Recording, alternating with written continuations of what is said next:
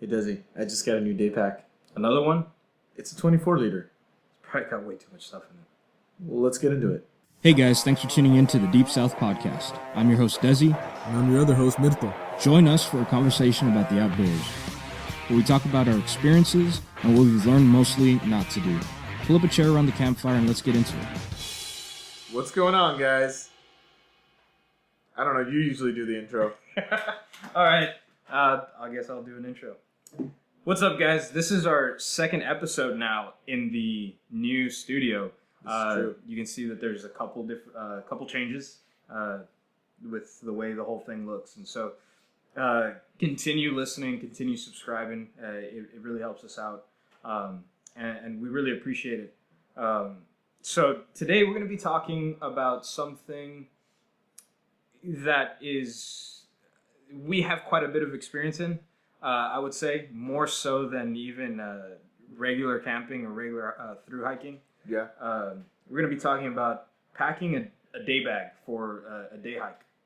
Now, your day bag can be anything from a fanny pack to a 24 liter bag. I always find it funny when Tito wears a fanny pack. I mean, if we're just doing a quick hike, I mean, the fanny pack has everything you need. I'm just saying. You're not wrong, but it's just a little funny. I guess so. It's because I said fanny before the pack. Gets him all the time. Every time. But no, yeah, so we're going to be talking about packing a day bag, getting ready for a day hike, just going out, enjoying nature for a few hours, and doing what I think we all need to do a little bit more, which is getting outside. So, shameless plug to our YouTube channel. Get outside.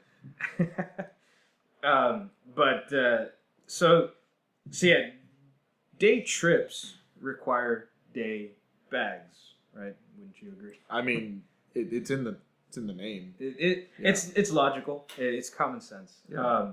But so I think one of the first things that we kind of need to think about when we're talking about packing a day bag is what environment are you in, or what environment are you going to be in when we pack our bag, right? Yeah. We need to think about these things ahead of time so that we are as prepared as we can be. So down here in South Texas, majority of the environments we're in is going to be a bit more like dry, arid. Well, not dry, very humid. Yeah, extremely humid, but hot as well. Yeah, hot and humid. That's kind of the trend down here. And so down here, definitely you're gonna wanna pack some water. You know, these kinds of things. Oh yeah. But yeah, so that's kind of your first step when you're packing your day bag. What environment are you in? Is it going to be cold, rainy, hot and humid, hot and dry? Because that takes a whole other set of items. Oh yeah. So, Colorado is beautiful country, by the way. But I mean, that is the whole reason I started carrying a day bag, like not a day bag, but like an EDC bag, because I was up there for the summer and it never hit higher than 80, but I was drying out. Like you could see the white of my knuckles, and I would get nosebleeds, not from the altitude, but from the lack of moisture in the air. It was just dry, so I had to carry a EDC bag with lotion and saline spray and all sorts of stuff. Yeah, I spent. I used to live up in Colorado as well, and it's pretty dry. You know, you want to carry some chapstick or something like that, just something to take care of those issues that you may come across when you're looking at that type of environment. And so again, what type of environment are you in? Is it going to be rainy, cold, dry, wet? You want to keep these things in mind. Something else to think about is how long you're going to be out there. If it's only going to be for about an hour, you may pack less things, fewer items. You may want to pack, a snack or something. So depending on how long you're going to be out there, that's also going to change the things that you carry. And so you also want to kind of get a feel for your environment already. Like, really think, am I going to be down a paved road kind of thing with no trees around. Is there going to be any shade anywhere? Maybe you want to take a tarp for some, shelter from the sun. Maybe you don't need to because there's plenty of trees. You got the green tunnel going on. Yeah. So all that is just it just depends on your situation. It's all situational. Okay. It's gonna happen. We're gonna make some shirts. Yeah. It's gonna say. I want the first one. You can have it. Yes. Yeah. We'll make one just for you, and then awesome. And then we'll let them get envious, and then we'll start selling. And then we'll start selling them. All right. We'll dangle it in their faces for a while. Yeah. But yeah, no, definitely. You make a good point. It's always going to depend on the situation. It's always going to depend on the type of hike you're going to be on. So, how long you're out there, you want to make sure that you're packing the things necessary for however long you're out there, and maybe even a little bit more, just to be safe, because you never know what's going to happen, unfortunately. And so you always want to make sure you're prepared as best as possible, right? And so yeah, how long you're out there is going to determine what you're putting in your pack. Agreed. Something else to keep in mind is how much weight are you willing to carry. I know me personally, I don't like to carry that much weight, and so it reflects in my mentality when I pack a bag. And Tito is pretty much the exact opposite. I am a beast of burden. I am. I will take everything. Yeah. I don't have a problem. Yeah. Yeah. And a lot of times that I have to say is probably the biggest factor in determining what you're going to pack in your bag. So we've talked about this, right? Minimalism versus gearhead. Yeah. And I personally, one of the biggest reasons why I'm a minimalist is because I don't want to have to take so much stuff. I don't want to have to carry that. I have a bad back personally, and I've talked about this before. And so yeah, because of that, it's going to affect how much weight I'm going to carry. It's going to affect the things I take. I'm only going to take the necessities plus maybe a little bit more just so I can be prepared. But I'm not going to take anything extra that I'm not planning on using.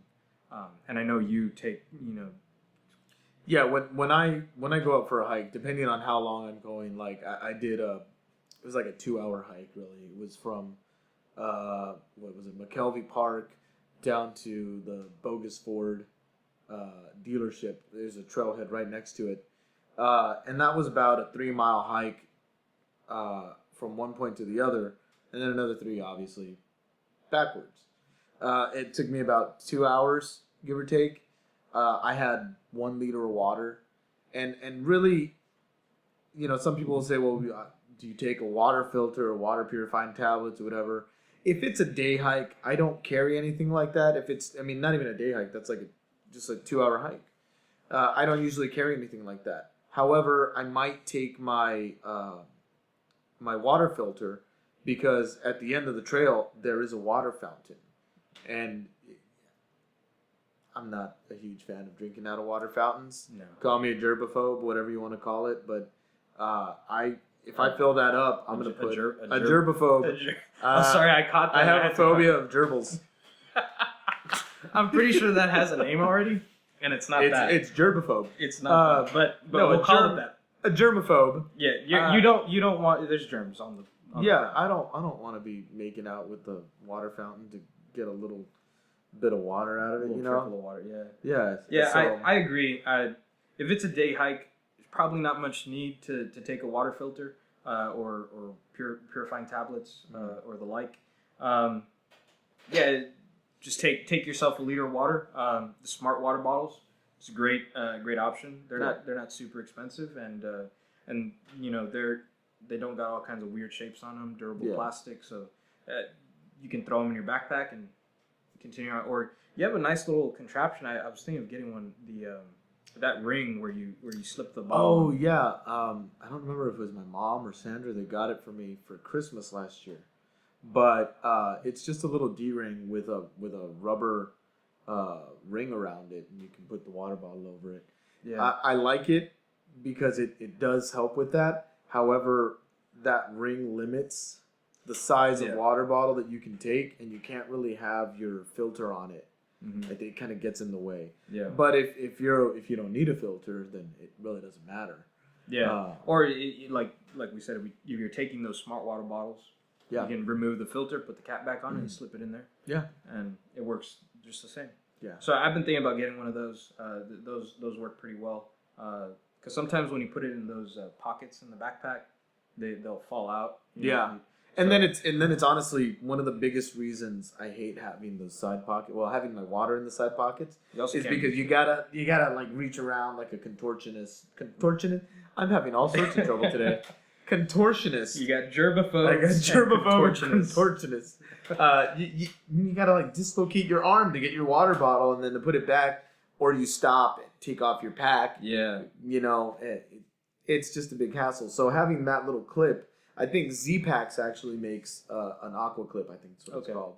But it's literally just a stick with an L-shaped bracket that has and it clips in instead of like the ring. Yeah. So it just kind of clips in there. And I was looking into one of those. I think it's like $6 on the website. But yeah, definitely one of those. They're really helpful. And then if you're doing actual backpacking, like through hiking or whatever, it frees up those side pockets for other things, like maybe your tent poles or your tarp. I was using it to put the keratin in. That's what I was using them for. Oh yeah.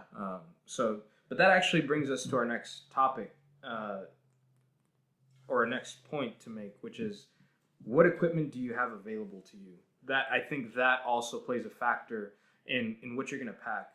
Mm-hmm.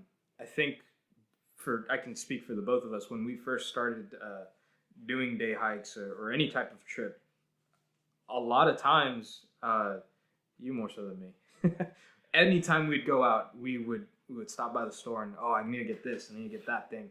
And a lot of times that can prevent you from going out and enjoying hiking or being outside, because you're thinking, well, I may not have the funds to do that right now, so I can't go out. Yeah. And so I think kind of staying within your means is really important. Don't feel like you have to go out and get all the fanciest gadgets or the nicest things. Well, and one of the biggest things that people automatically, go to when you hear hiking is hiking shoes or hiking boots. Yeah. And really you don't need fancy, Merrell or Temps or Ultras, whatever they're called. All you need is a pair of sneakers that you got at home and get out on the trail. Obviously, you don't want to be walking in Converse because, they're flat or whatever. But if that's all you got, then do it, Save your money. And then if you decide something you want to continue to do, you want to do longer hikes, then get yourself some better shoes. But to get started, or just even in a rush, if you're just out of work and you're trying to hit the trail and all you got is your loafers, do it. Yeah, for sure. Just go for it. Yeah, definitely remembering, like I was saying, to stay within your means. I think that's really important. Mm-hmm. And you bring up an interesting point about the shoes, because as hikers, you go through shoes pretty quickly. It's true.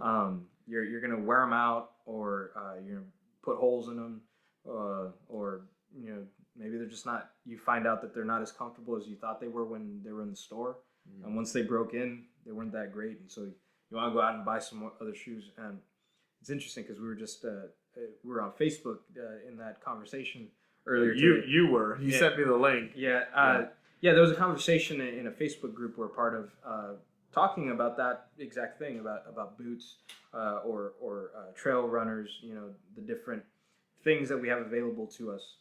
And so it's always important to remember, hey, if this is all you got available to you, use it for now. And that will encourage you to save up your money to get what's going to make it more comfortable for you. And so I think those things are really important as well. And then if you're going to be waiting anyways to save up your money, you might as well wait for a sale. Yeah. I bought my hiking shoes on a sale from, I think, $100. I got them for like 70. you know. But I was waiting. I was hiking in little green Adidas that I bought at Marshall's, and they were great shoes. I loved them, very comfortable, but they went out like that, you know. For sure. But they served the purpose. They got me outside, they got me walking, they got me hiking, and it was awesome. Yeah, and so with that, I think we should go ahead and take our break for our sponsor. So stick around, and we'll be right back. Awesome. And we're back. Thanks again to all those amazing sponsors, especially Anchor. They're my favorite of all the sponsors. They should be. They're making this happen. So thank you. Well, we should say they're helping us make it happen, but who's really making it happen is them. They're making it happen. That's true. That's true. You, the viewer, you're So, awesome, and we love you. Or is it David behind the camera? Him too. Him too. Yeah, he's a big part of it. Yeah, we shook on it earlier. So, just a quick recap to kind of refresh our memory. So, talking about packing a day bag, you know, and kind of remembering that the environment we're in a lot of times is going to determine, or at least should determine, what we're going to put in that bag. How long will you be out there? How much weight are you willing to carry? These things are really important when you're thinking about starting to pack a day bag. Sometimes you maybe even want to write a little checklist, right? Mm-hmm. Especially for newer hikers, somebody who maybe is just getting used to packing a bag. Start thinking about these things. Okay, what environment am I in? And have like a blank space and you can write it in. That way you can kind of keep your thoughts organized and you're not on the trail and suddenly you remember, oh man, I forgot, you know, X, Y, or Z. And so I think these things are really important to keep in mind. Also, something else to remember is what equipment do you have available to you? Mm-hmm. Now, I caught the bug. Yeah, I passed it on to you. Yeah. That's for making fun of me. Yeah. But no, so remembering what equipment do we have available to us? Mm-hmm. I think that's really important as well. Oh, yeah. Not trying to go out and buy more stuff every time we go out, because that can usually make things a little bit less enjoyable. I mean, there's that, and you also got to remember, I mean, going outside is free. Yeah. Do you really want to put more money into something that's free? Yeah, you know? Sure. I mean, just get out there. You already have some stuff, just get out there. And it's surprising to hear you say that because you love gear. I do. I think I just like to spend money, but yeah, that might be at the core of the issue. It might be. But no, and I mean, let's be honest. We all love gear. Who doesn't love gear? Who doesn't love the newest thing, right? And those things can be good. Those things can be fun. However, like we were saying earlier, if it gets to that point where it's starting to deter you from getting outside, or it's starting to make you think, you know what, I'll just do it later, then you might have a problem. Yeah, Shopaholics Anonymous or something. Yeah. I'll see you there on Wednesday. Yeah. These things can actually become a problem, you know, where it's preventing you from doing what we enjoy, which is getting outside. And so making sure that you're taking the time to actually enjoy the trip, enjoy the exercise that you're getting from it, because those things are what's important when we're getting outside, not necessarily the gear. So now we get into the actual stuff that goes in the bag. So what? My favorite part. Yeah, of course, Tito's favorite. I'm sure you're gonna have a lot of input on this, because again, like last week, we hardly have anything prepared. You may see me looking down over here, trying to reference notes. Hey, movie magic, they don't need to know.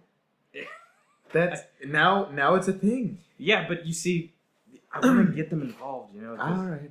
You know, this is all new for all of us. So. But anyway, so what are the essentials to carry? What are the things you need? Not necessarily the extra stuff, like a lot of Tito's things. But what are the things you need when you're packing a bag? I mean, first things first, first aid. For sure. Always needs to be in your bag. And you want to keep your first aid kit somewhere that's easily accessible. Yeah. You want to make sure it's either on the top of your bag or maybe in that little stretchy pouch in the front. And if you're not using those water bottle sleeves or whatever, throw it in there. I thought you were going to say your fanny pack. I mean, that's why I started smirking a bit. I mean, I carry a Band-Aid in my fanny pack, but that's about it. For those really bad injuries. Yeah, a Band-Aid and some Neosporin. Every Mexican listening to this is going to understand. Yeah. Band-Aid's actually electrical tape. Yeah. So anybody that's actually seen my first aid kit, I do carry Band-Aids in there for other people, but I actually have a whole roll of black tape in there. Mm-hmm. That stuff actually works pretty good, I found out. Yeah, it does. But yeah, I agree though. First aid kit definitely needs to be one of the main things in there, and it needs to be the most accessible. Mm-hmm. When I pack my bag, usually it's on the very top of the main zipper. That way, in case I have to tell someone else, like, hey, get my first aid kit, it's usually going to be in the first bag or the first pouch they look in. Mm-hmm. So I always keep it on top of everything. It's always in the first main bag, where it's most accessible. Some people even get like a special stitching on the top of their bag or wherever that first aid kit's going to go, and that's always that designated spot, and it'll be in big red bold saying first aid. Yep. Which is a pretty good idea. Yeah, for sure. So to talk about that a little bit, and I've talked about this before on the podcast, but I've actually seen it a few times since then.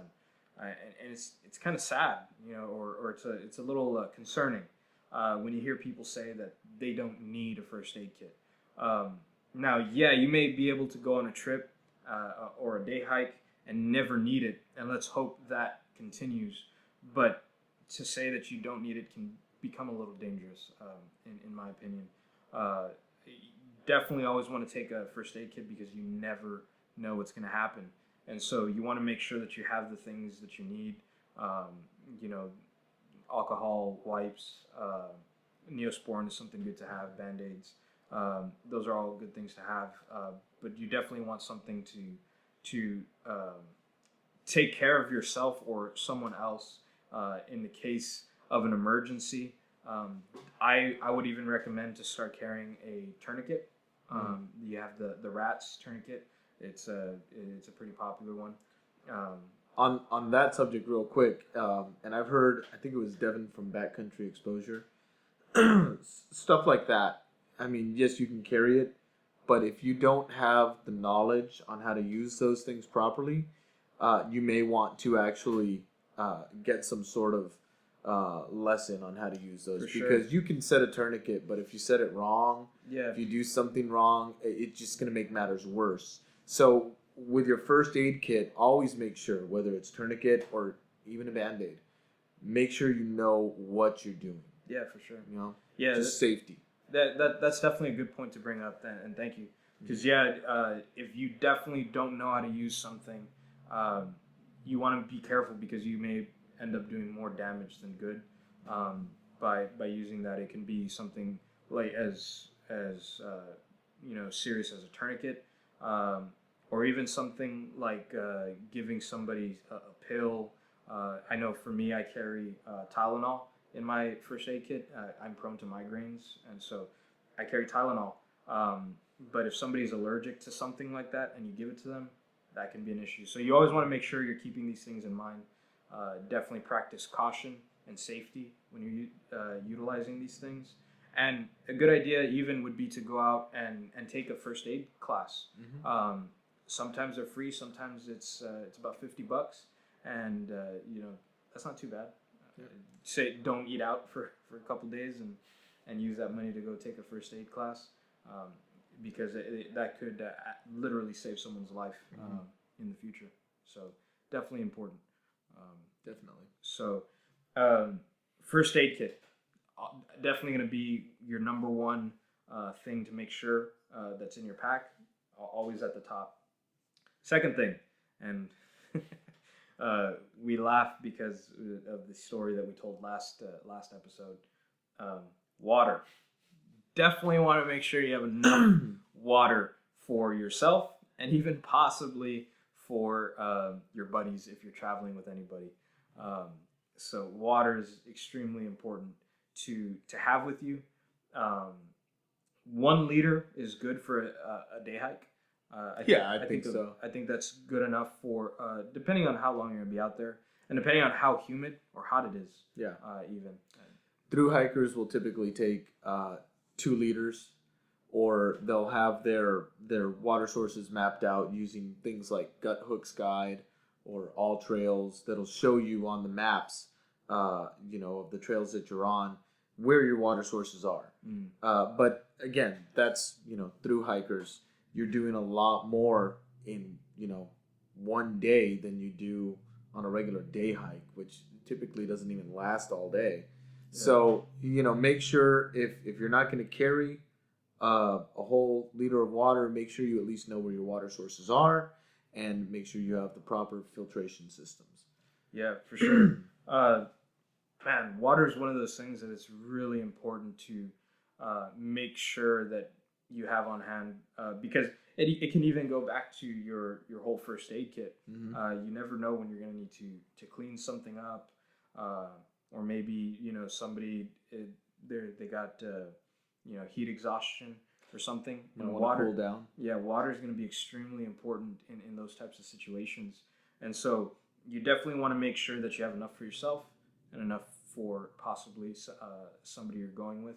And just to recap, just to touch back on our last trip, we went out thinking we were ready, thinking that we knew which direction we were going.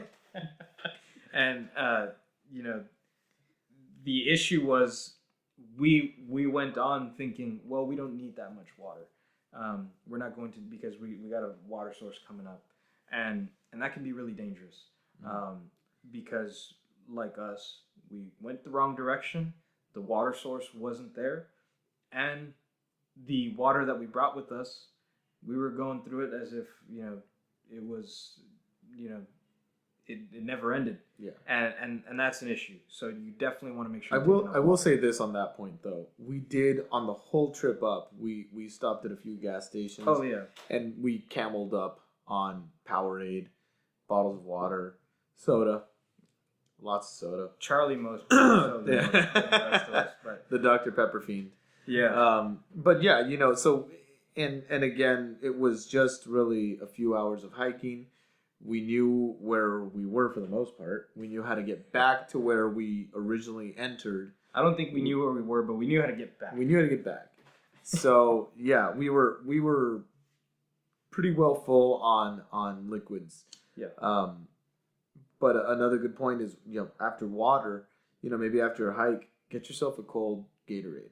Yeah. And just, replenish those electrolytes. Or take some of those little squeezy Gatorade things. Right. What they're called, but yeah, I don't remember. There's different little the powder or even the things that dissolve into your water bottles. Yeah. Because you definitely want to make sure that you're drinking water, but also retaining that water, that you're not sweating it out. And I think also we should mention, to touch back on who we're talking about earlier, about the environment you're in when talking about water. A big misconception is that if it's cold, you don't need to drink as much water. False. Yeah, that is a big issue, because you're lured into this false sense that, well, I'm not hot, so therefore I'm not sweating as much, so therefore I don't need as much water.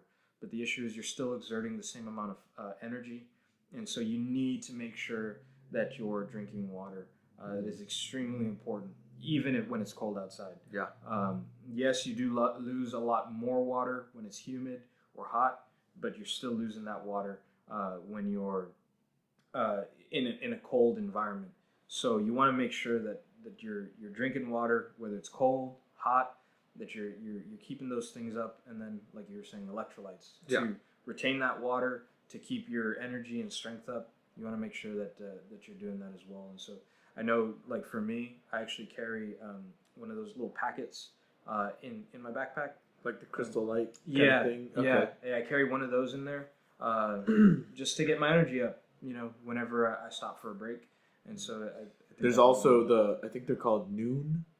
Yes, or something like that. The tablets, and they Mhm. just kind of dissolve. It's like a seltzer almost. Yeah. It just dissolves into your water, and they have different ones for, I guess like morning or energy or what have you. They have different vitamins in them, but either way, they all help. So yeah. So now we also want to make sure that we're saying that isn't all you're drinking. You definitely want to drink just water, because that's important as well. So agreed. We all can understand that sometimes you want to get something with a little bit of flavor, but yeah, water is extremely important. And so I think also we need to talk about snacks or food. Snacks. Yes. You don't always need it when you're going on a day hike. You don't always need it, but it can be a good idea to maybe pack some almonds or some cashews. I actually have a little corner in my pantry of just snacks for hiking. I've got some Cliff Bars stashed aside, some trail mix. And what I do is, if I'm going to go on a day hike, I usually like to go early in the morning because here it gets hot. Noon, by 10 o'clock, we're already hitting 80s and 90s. And then it's humid. Yeah, we're soaring quite above that, actually. Oh, yeah. Well, but so I usually like to go as early as possible, and I don't like to eat a big breakfast before a hike because it's like working out. If you're gonna go to the gym or something, you're gonna be lifting some iron. You don't want lifting iron. You're gonna lift it. Or pump it. You're pumping or lifting it. You do lift. I guess you're right. Anyways, the point is, don't want to eat a big breakfast. You don't want to eat a big breakfast, or at least I don't, because I know that if I put a little too much into me, then I'm gonna be real miserable on that hike, and it's not gonna feel like it was worth it. So what I do is I'll eat a small breakfast, maybe a Pop-Tart with some milk or something, whatever, and then I'll take my snacks with me, and I'll put them in my fanny pack. Oh my God.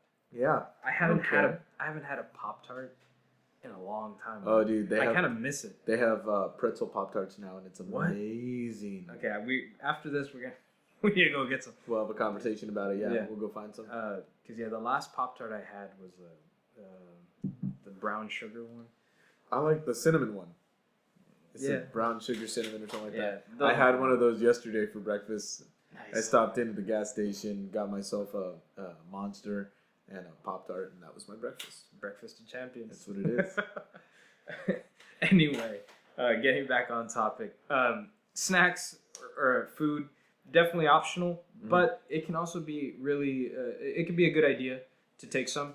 Like we were saying earlier, you want to keep your energy up. Yeah. Energy is really important to, when you start falling into that like fatigue, it can lead to a lot of other things. And so you want to make sure that you're keeping your energy up, that you're able to get back to your vehicle or get back to wherever you started.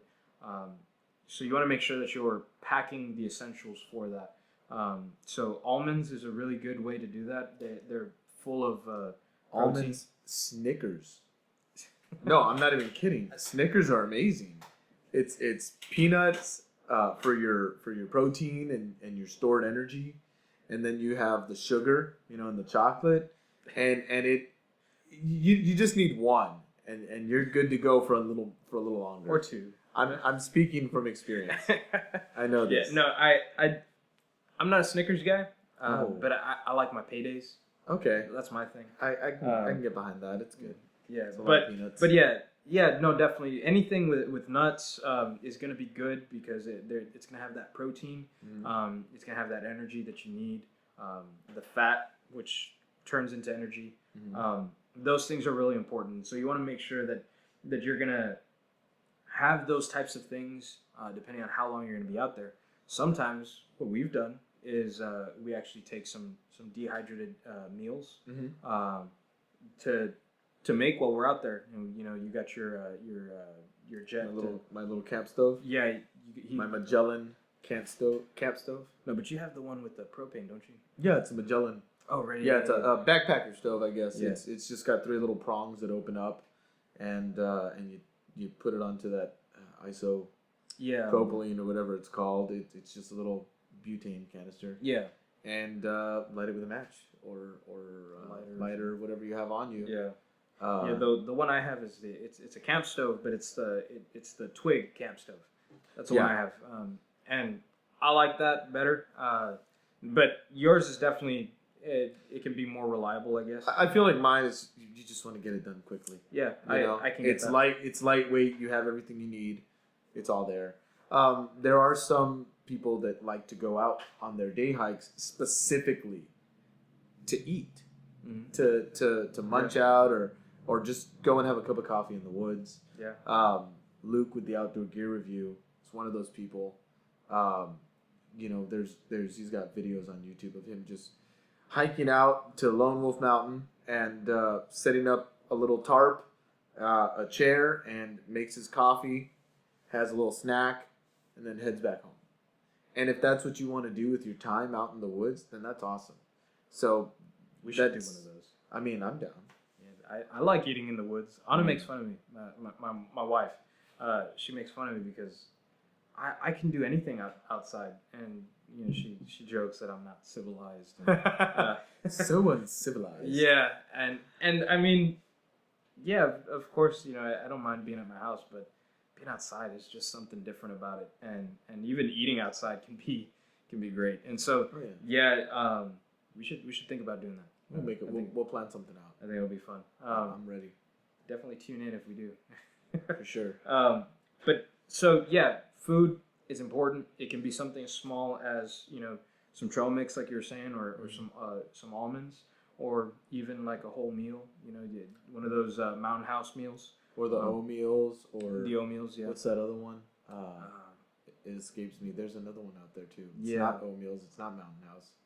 Yeah, I know what you're talking about. Anyways, there's plenty of them. Dehydrated. Yeah, meals. go down to your local Walmart or Bass Pro or REI, whatever outfitter you have. Yeah, you can go pick up some of those meals and just a little bit of water and some heat.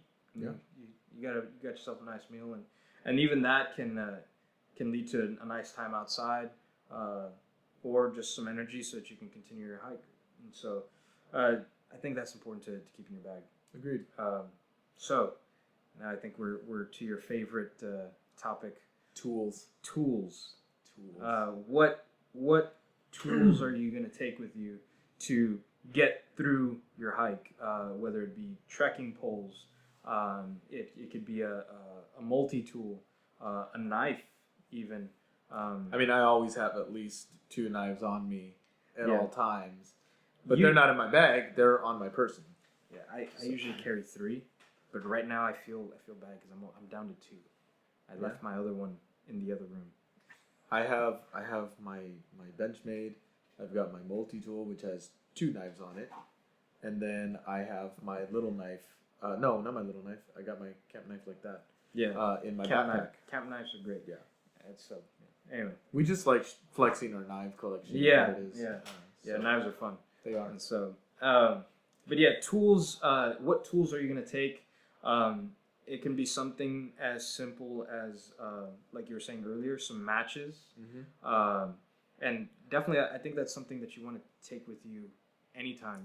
Put them on a rubber band. I mean, I have a redundancy of fire starting tools, whether it's a ferro rod, stormproof matches, and a big lighter. And matter of fact, big lighter is redundant twice. I have 2 of them at all times in my bag. Because you never know. One might fail on you if it gets wet. You never know. You might drop it, lose it along the way. But you always have that extra one. And I always get brightly colored ones, whether they're red, orange, neon green. Just something that's going to stick out, And at night, if you really need to find it, just flash a light on it and you're good. Which flashlight is something else that'd be a good, even if it's in the middle of the day and you don't think you're going to need it, sometimes a flashlight is good to have. Oh yeah. Even one of those ones like you have, the ones that you put on your keychain. Oh yeah. I have a little Olight E3 or something like that. Yeah. Those are good to take because you never know. Yeah. True.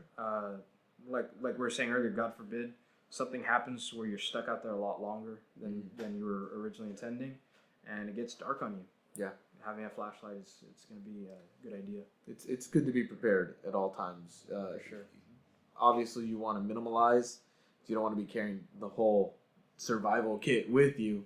Yeah. And that goes back to, I think, thinking about what kind of environment you're going to be in, how long you're going to be out there. You think about the tools that you may or may not need. You know, you're probably not going to need a road flare or anything like that. But, you know, maybe you want to carry something like a camp mirror.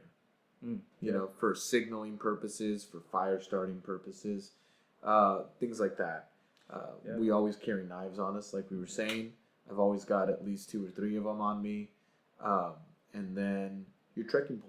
Your trekking poles are actually a really good tool. They help you with uneven ground. They help you with shelters. Yeah. You know, you can fix your tent up and have them as pillars for a canopy kind of thing. What else is good? I think another good tool, especially if you're going to be in like a foresty area outside of the city, get yourself a GPS of some sort. You know, and again, you don't need to get it to enjoy the outdoors, but if you're going to be doing stuff a little longer out there, and maybe you're exploring, you know, new territories or whatever. Yeah. You see, and you actually bring up a good point. I think being familiar in one way or another with your environment or the area you're going to be in can also be really important. Making sure that, hey, you want to go try out a new trail, do it, but make sure you check the area out on Google Maps or Google Earth, or even, you know, go old school and look at an actual paper map.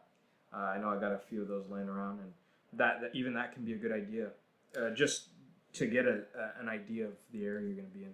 Facebook is also a really good source. I've been trying to plan a trip for the Lone Star Trail again because I'm going to take some vacation time, much needed vacation time. But it's a good source to know. Like right now, Caney Creek, there was a truck accident. Trucker hit the edge of the bridge, and some liquid spilled into Caney Creek Lake. So they're saying probably shouldn't drink the water from there right now. So yeah, be aware of what's going on in the area you're going to be hiking. You know, get on your Facebook pages, get on your forums for your favorite trails. Yeah. You know, there's networks. Yeah, there's a lot of good resources out there to utilize. I would definitely consider that a tool, whether or not it goes in your backpack. Even just the knowledge that you gain from doing some research can be a good tool that doesn't take up any space. Sure. So definitely, you know, make sure that you're aware of the area, like you were saying. That's definitely a good idea. So I got an idea. Why don't you tell us what you normally pack in your backpack? In my day pack. Yeah. Okay. I right now have 2 different day bags. Okay. And one of them is for my short little hikes, maybe an hour hike, and that's my fanny pack. And literally all it is a bottle of water and some snacks. Okay. I don't usually carry anything else because they're short hikes. It's just, you know, if I get hungry along the way, I can have a Cliff Bar, some trail mix, jerky, whatever. Yep. And then stay hydrated while I'm going. And I usually carry my bottle of water in my hand, so that I, you know, I remember to drink it, because that is an issue for us. Yes, it can be. My 32-liter bag, I think it is, that's for my longer day hikes. And I usually keep my hammock in there. I usually put my tarp, and just so that I can go and relax somewhere. That's my relax bag. Okay. Yeah. When you got a little bit of time. Yeah. I might throw my camp stove in there. I might not. You know, I might just take some snacks, whatever. Some snackage. Some snackos. I definitely always have my first aid kit on top of that 30-liter bag, 32-liter bag, I have a little zipper at the very top. It's a top open. And so the very first zipper you see, my first aid kit's always in there. And then that's really about it. We mostly go hiking in like the springtime and the fall when it's a little cooler. So, you know, typically we don't carry puffy jackets or, you know, long sleeve base layers. But when we do our winter hiking, that's when we start putting on that kind of gear. But typically I don't even carry anything like that. Yeah. So, which I have to say also, you know, I'm so happy that it's starting to get cool. We got our first cool front, which... It was 68 degrees this morning when I walked out of the house. Yes. Was it? It's beautiful. I put on my hoodie. What? Yeah. I'm from Texas. I know. Anyway. 70 degrees is hoodie weather, right? No. Yes, it is. David says yes. He's nodding over there. He knows what's up. You're a smart lad. Anyways. So, well, like we talked about in the last episode, 3 a.m, you were waking up to put your underquilt on your hammock because it was 60-something degrees, and I'm over here taking clothes off because it was ridiculously hot. Yeah, you use a hot sleeper. I'm a cold sleeper. So I'm just hot. But anyway, those are definitely some good things to keep in mind when you're talking about packing a day bag hammock, if that's what you're into. Even if it's not what you're into, I think having a hammock in there can be fun. Oh yeah. Even if you don't know how to set one up, you know, you can use it as a learning experience. Yeah. And also once you do learn how to set one up, you know, it can be really relaxing. Mm-hmm. So for me personally, when I pack a day bag, I don't pack that much. I actually find myself trying to put more things in because, you know, I want to make sure I take stuff, but at the same time, you know, I don't feel like I need to take much. And so at the bottom of my bag, usually I take some extra socks, surprisingly. And that's more of a comfort thing. Just in case my socks get wet, or let's be honest, sometimes your feet get sweaty, and that can lead to some issues down the road. That's why I don't hike in my boots. Yeah. Desi actually hikes in his cowboy boots, the Western boots. Not always. The majority of the times we've been hiking. So a lot of times I wear my waterproof boots, but yeah, that can be an issue too. Yeah. But yeah, so I take socks. Right. Yeah, just to make things a little bit more comfortable and a little bit healthier, a little bit cleaner, right? So that's at the bottom of my bag. And then a lot of times you were nice enough to get me a hammock. Mm-hmm. So I usually take that with me because it's pretty small. Fits right in the bottom of my backpack and creates a nice little layer, a shelf, if you will, to put more stuff in there. After that, I usually keep, I have a tracker knife with a sheath, and I keep that also at the bottom of my bag. It's not because I'm usually carrying more knives. I don't usually need it, but it's a good tool to have. It's got a saw and it's got the axe head, right? If I need to do Sometimes I wonder if we should have a knife channel. Maybe we should instead of a hiking channel. Maybe we talk more about knives than we do about hiking, I think. Yeah. But anyways, David seems pretty interested in it, so maybe we'll do a second channel. We'll know that at least we'll have one viewer, David. Oh yeah. But yeah, so I keep my tracker knife in there, and then after that, I'll usually take a tarp. I'll throw a tarp in there. Then after that, I'll throw a Mountain House meal or two. Mm-hmm. I'll keep them in there. And keep in mind, all of this stuff, it may sound like a lot of stuff, but the backpack... It's really not. The backpack is extremely light. And so me as a minimalist... Your pack is a 32-liter as well, isn't it? 30-some-odd liters? Yes, if I'm not mistaken. It's the green one? Yeah, I have two green ones. Oh, that's true. There's the one with all the Molly straps, and then there's the wet bag or the dry bag. The dry bag is a 32-liter. Okay. And the Molly is I have that 28. same one. It's a little bit smaller. Yeah. I want to say it's a 28-liter. So yeah, I throw that stuff in there. Usually have a ferro rod, some matches.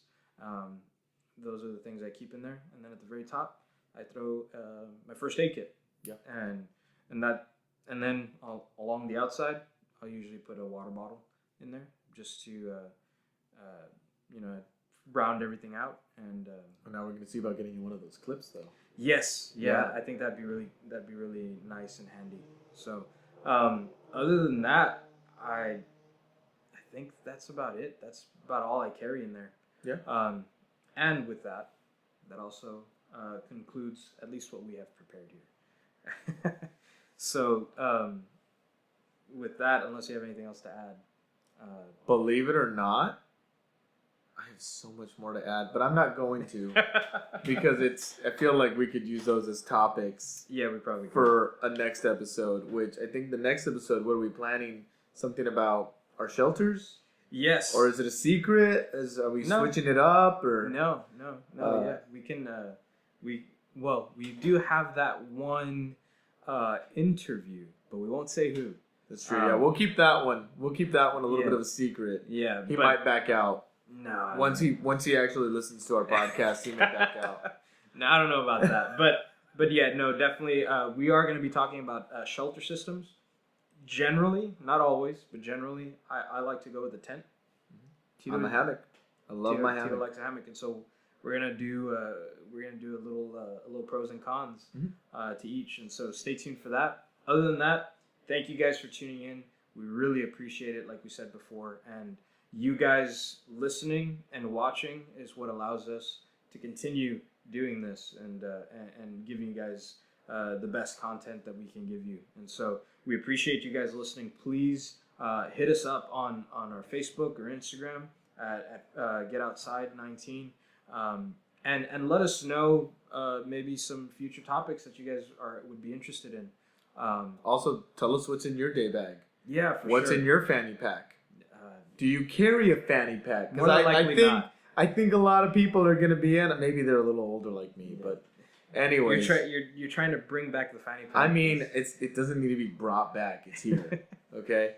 And also I want to say shout out to the person I was talking to earlier on Facebook. If you're listening, thanks for tuning in. So I'll just leave it at that. I don't know if they're going to be embarrassed. So, but yeah, thank you guys for tuning in, and don't forget, Get outside.